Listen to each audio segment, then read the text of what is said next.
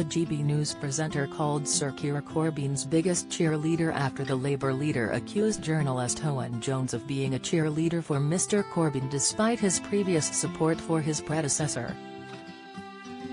On Wednesday, Starmer appeared on the Jeremy Vine show in which he was shown a video clip of journalist Owen Jones. Mr Jones accused the Labour leader of being a professional political con-man.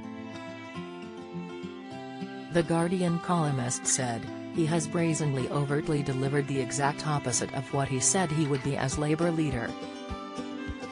Mr Starmer responded to the clip by calling Mr Jones a cheerleader of Jeremy Corbyn.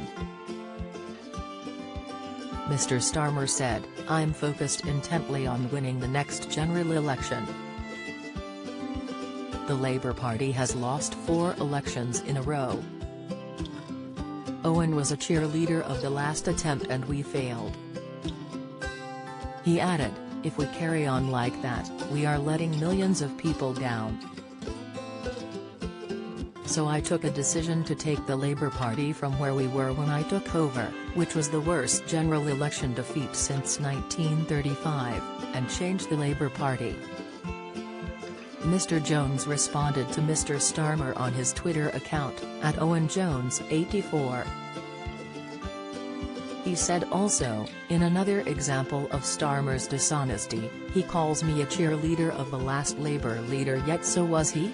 He served his shadow cabinet, campaigned to make him Prime Minister, praised him to the hilt in the leadership campaign. Then U-turned at the opportune moment." Mr Wootton supported Mr Jones' comments on Wednesday evening by taking it a step further and calling Sir Keir the biggest cheerleader for Corbyn. The GB News presenter said, "Sorry Keir. You were officially Corbyn's biggest cheerleader. You served in his shadow cabinet for nearly 2 years, backing his every word until it was no longer politically convenient." GB News then went on to show video footage of Keir Starmer agreeing with Jeremy Corbyn. "I'm working with Jeremy Corbyn to try and win the next general election," Mr Starmer says in one video clip. In another video clip, he says, "Don't trash the last 4 years. Because Jeremy Corbyn brought to this party, he made us an anti-austerity party that stood against cuts." Wootton concluded the segment by accusing the Labour leader of being so slippery. Starmer.